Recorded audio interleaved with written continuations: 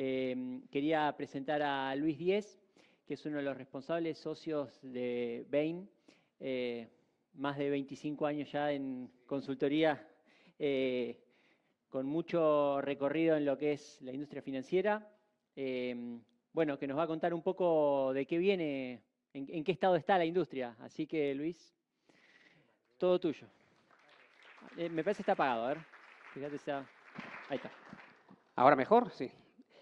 Vale, pues yo no voy a hablar de inteligencia artificial ni de plataformas tan fancy como Null. Me ha encantado, ¿eh? Enhorabuena, parabéns. Y sí que voy a hablar un poco de cosas que nosotros vemos. ¿Me están diciendo algo? Ah, el punto. Aquí. Estaba pensando a que pasaran la slide para mí.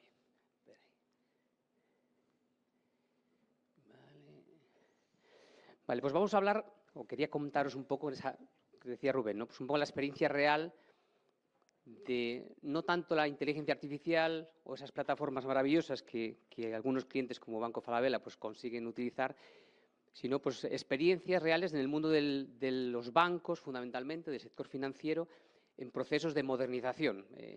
Aunque nos cueste pensarlo, la gran mayoría de los bancos no tienen esas plataformas maravillosas, todo en la nube y todo funcionando, que aprieto un botón y tengo todo deployado en producción. La realidad es que muchos bancos, grandísimos bancos en los que está el dinero de muchos de vosotros, tienen arquitecturas pues todavía de los años 90 o de los años 2000 en algunos casos, que intentan ir sobreviviendo, intentan modernizar. Y nosotros vemos como Bain, organizamos frecuentemente pues, algunas summits con clientes.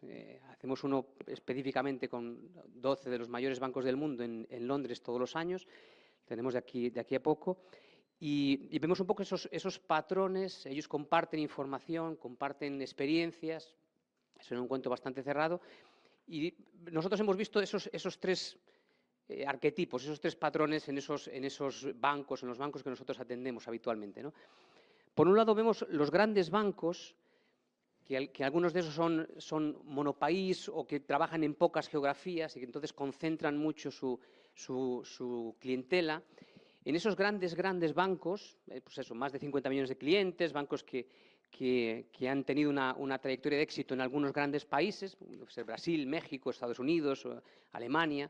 En esos bancos sí que vemos una tendencia enorme a modernizar sobre el propio legado, o sea, modernizar internamente. O sea, sí que vemos que son bancos que invierten o están invirtiendo en garantizar que su capacidad de desarrollo es la que crea sus propios productos.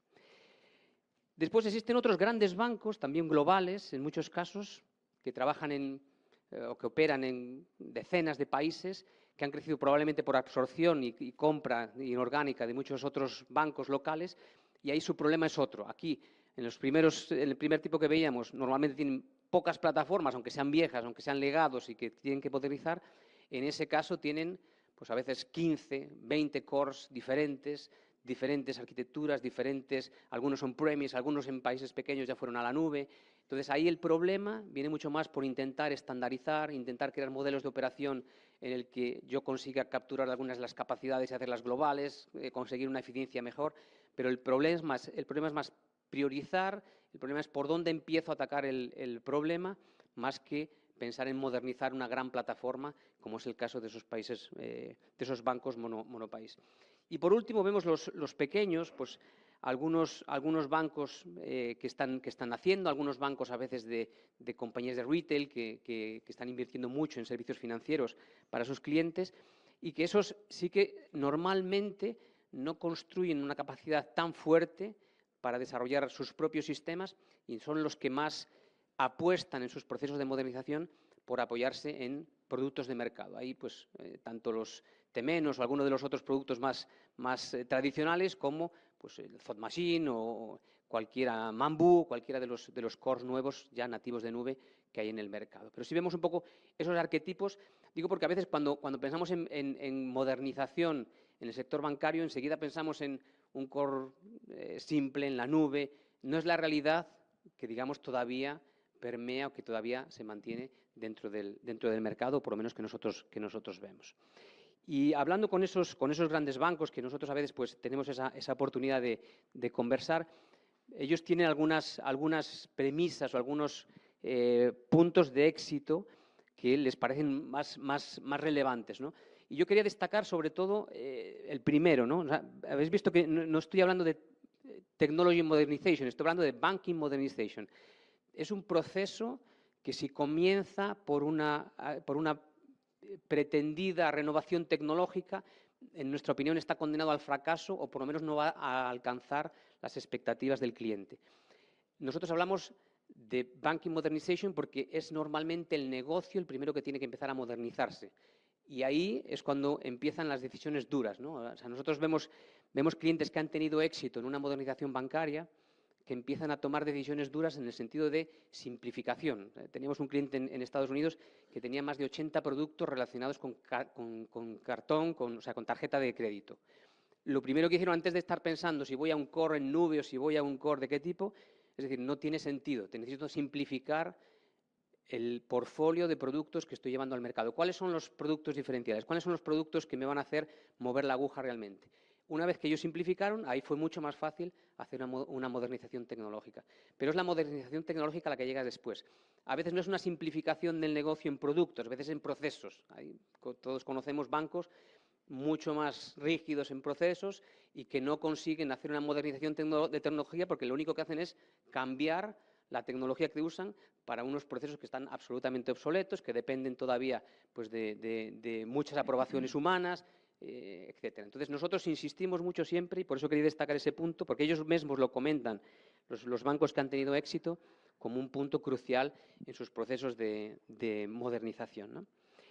Y nosotros vemos esas seis etapas, no tienen por qué ser exactamente secuenciales, desde pues, precisamente esa convicción para la modernización. Es un proceso doloroso, todo el mundo sabe que una modernización, un cambio de core bancario es el mejor proyecto para el próximo CIO.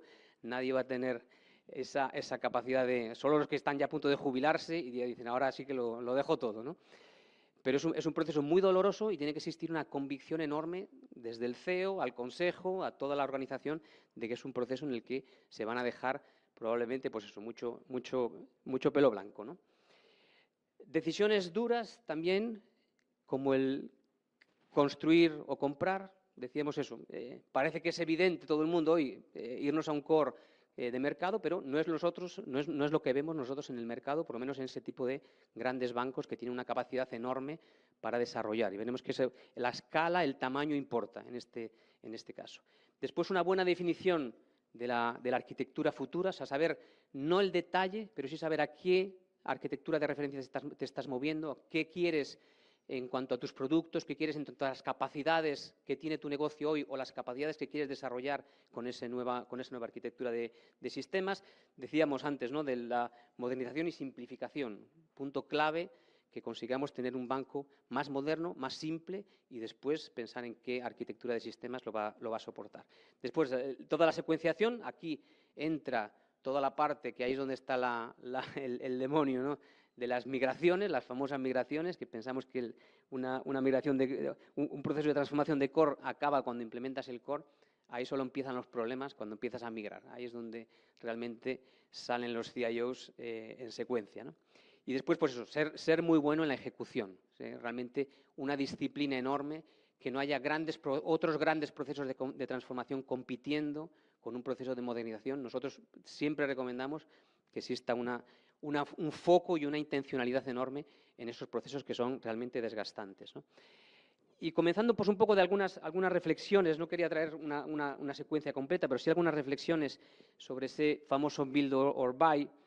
Nosotros sí vemos que deberían ser reflexiones mucho más orientadas a qué quiero conseguir como negocio, ¿no? O sea, cómo de estratégico es mi posicionamiento en los canales, o si me quiero diferenciar mucho en productos, o si quiero ser muy rápido generando productos nuevos.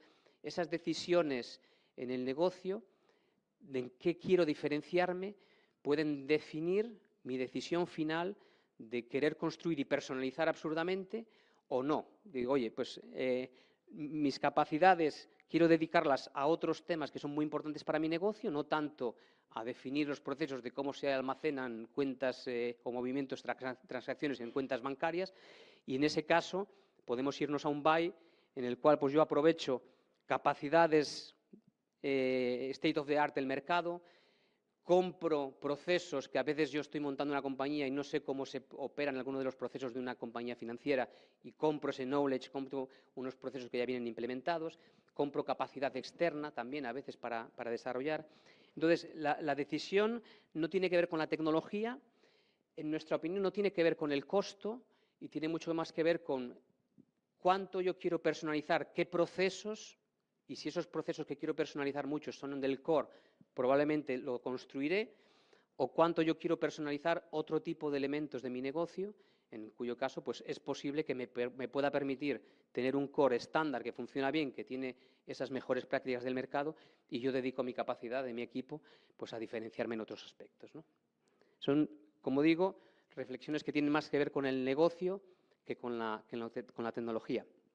Y buenas o malas noticias, independientemente de que compre o construya, el problema está en la integración y probablemente también en la migración. No lo colocamos ahí, pero probablemente también en la migración. Entonces, ese punto lo vemos como crítico y grandes implantaciones, incluso de paquetes súper tope en la nube y cloud native, fracasan porque las integraciones después son muy complejas, ¿no?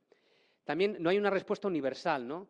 Y por eso decía yo que el tamaño importa. O sea, los grandes bancos que tienen mucha capacidad de desarrollo están yendo, en muchos casos, a construir sus propios, o seguir construyendo sus propios core, ¿no? Ya construyen sus legados, ¿no? Pues, no sé, un Itaú en Brasil que tiene 15.000 personas en TI, pues probablemente se puede permitir dedicar mucha de esa capacidad a desarrollar su propio core.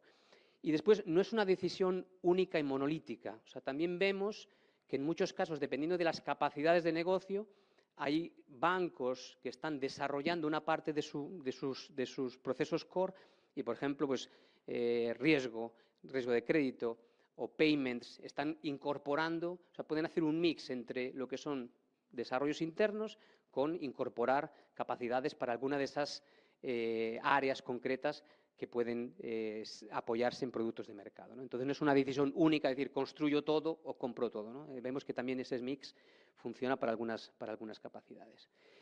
Estos son un poco los sabores que nosotros vemos en el mercado, ¿no? Desde la izquierda, que sería un puro legado en el cual pues, tengo un legado que heredé y continúo evolucionándolo, intento modernizarlo, intento hacer alguna rearquitectura de algunas partes. En algunos casos, que es el segundo punto, algunas compañías pues, se lanzan a intentar deshidratar, nosotros llamamos de deshidratar el core, intentar simplificar dentro de lo posible el core y reconstruir, rearquitectar esos procesos de negocio o esos servicios en arquitecturas modernas, ya probablemente en la nube. En el punto 3 estamos orientándonos a los que compran. Allí puede ser que yo compre una solución de mercado y construyo sobre ella algunas discapacidades en las que sí me quiero diferenciar, como puede ser el onboarding, como puede ser algunas reglas de negocio específicas, como puede ser la gestión de productos. Es decir, sí que vemos una tendencia en general, tanto en los legados como en los productos comprados, adquiridos, a intentar llegar a un think core, o sea, intentar que el core, al contrario de lo que pasaba en los años 2000 o en los años 2010, que el core hacía todo, intentar que el core se reduzca a lo que es pura gestión de cuentas, pura gestión de activos, pura gestión de la transacción y que todo el resto esté, si es posible, pues ya en arquitecturas modernas, en otros ambientes que yo tengo más control y más flexibilidad para alterar, ¿no? Entonces, aquí podemos o tener un único ledger o tener, como decía antes, ¿no? Pues a veces especialización en verticales, pues para depósitos, para cuentas, para préstamos, para tarjetas, en la cual pues compro incluso diferentes productos del mercado. Y por último, ya más a la derecha, aquí sí que están los grandes disruptores, ¿no? Aquí está pues los Nubank, los Mercado Pago, los que ya dicen, oye, yo soy tan bueno y tan diferencial que construyo todo y además lo construyo ya en arquitecturas modernas y tengo toda la capacidad para desarrollar. Entonces, esos son un poco los 4 sabores que nosotros vemos en ese espectro de los bancos. Y como decía, sin entrar en detalle, pero sí vemos una clara tendencia a a intentar adelgazar los cores. Yo he visto cores creados en los años 2000 que tenían store procedures para hacer absolutamente todo y era un infierno. O sea, que o le metes fuego o no hay forma de... No murió todavía, de verdad, no murió.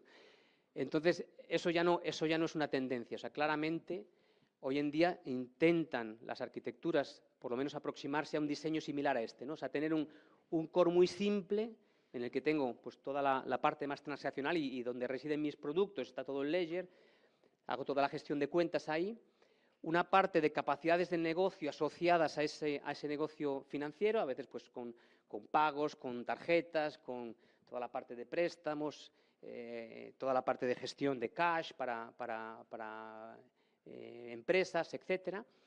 Algunos elementos diferenciales para diferentes áreas de negocio y lo que sí que vemos una tendencia clara es la capa de experiencia, la capa de los canales. Ahí sí que es prácticamente unánime la decisión de personalizar. O sea, ahí sí que es un build te diría en un 100% de las compañías que nosotros trabajamos, ¿no? Entonces, esto es una tendencia bastante clara con, digamos, pues unas áreas cross, pues como hablaba antes Sergio, pues muy bien de la parte de datos, la arquitectura de datos. Nosotros vemos grandes desafíos, incluso en grandes bancos que ya se han modernizado, la parte de datos ha quedado para atrás. Y a veces no ha quedado para atrás ni siquiera la parte de arquitectura de datos, ha quedado atrás para el gobierno de datos. O sea, ¿cómo consigo?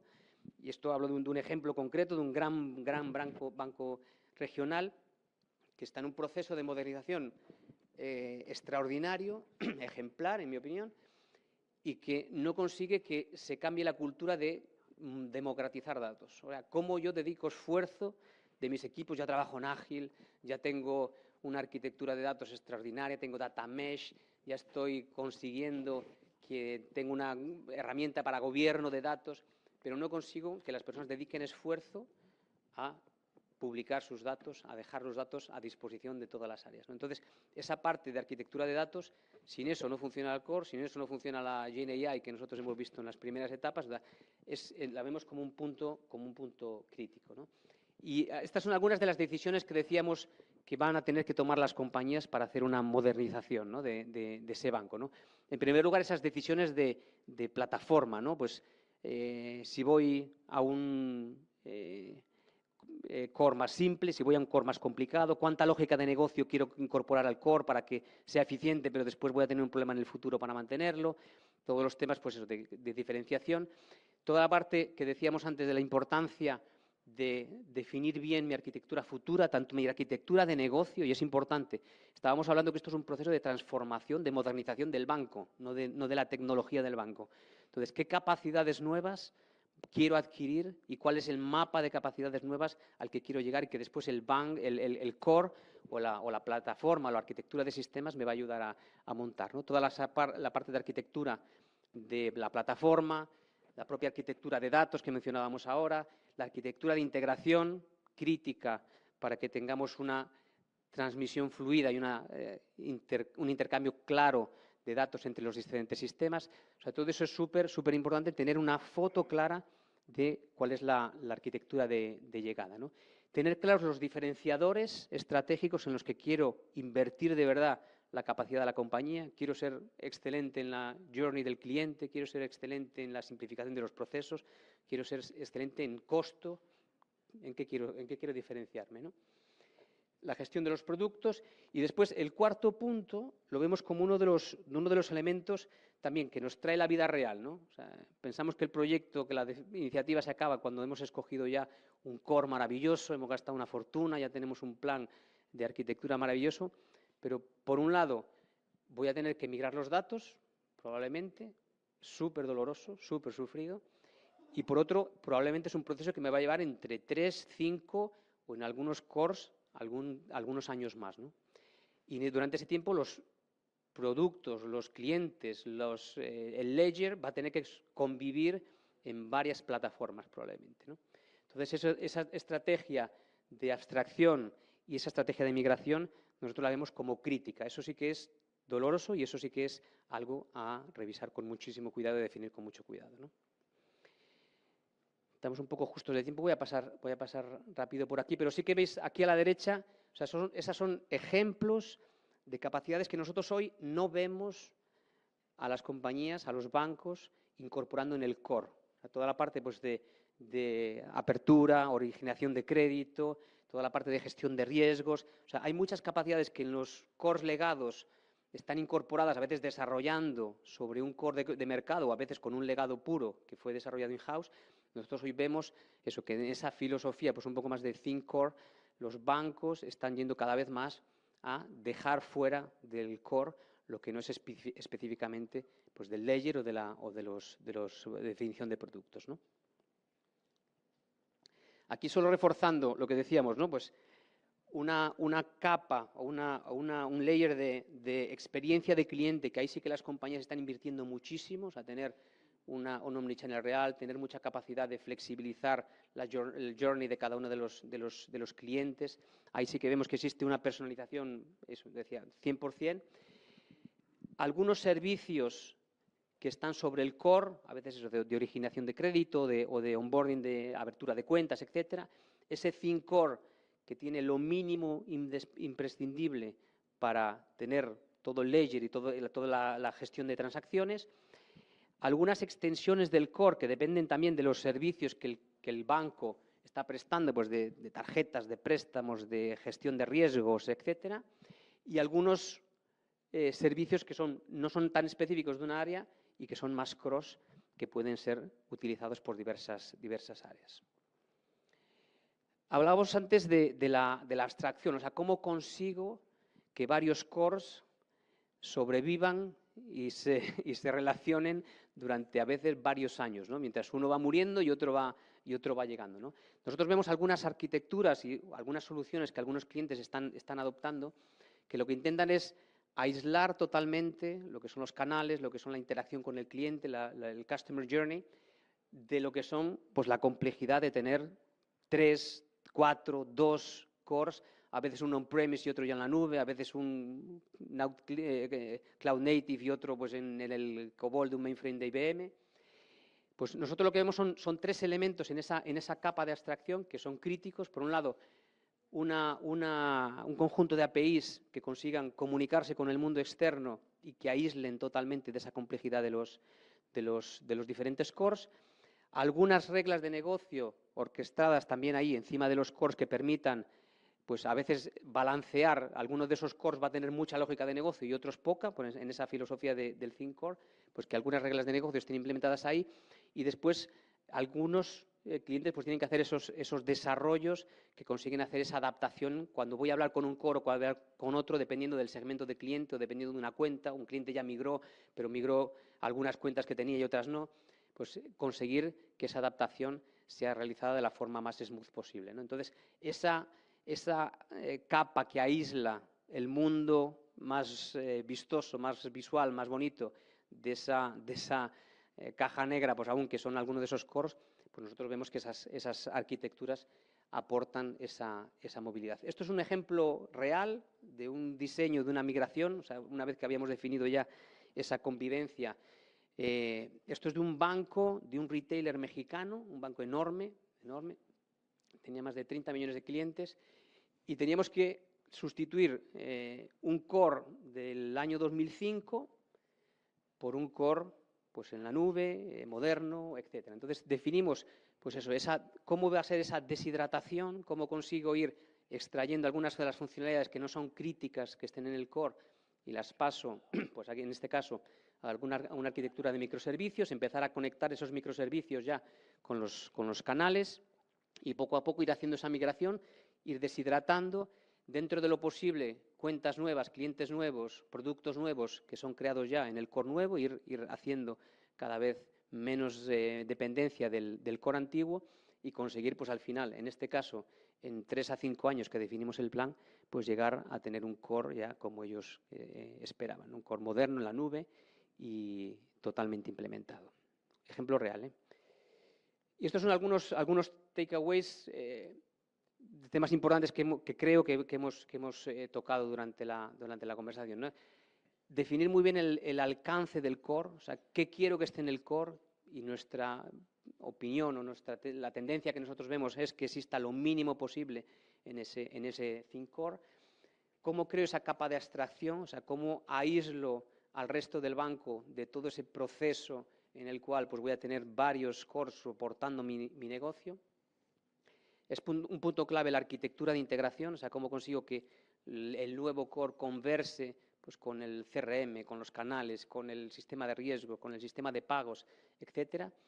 Toda la parte de datos, decíamos que muchos de estos proyectos fracasan porque no conseguimos una arquitectura de datos adecuada, un gobierno de datos adecuado, cambiar la cultura sobre los datos, que es un tema súper importante.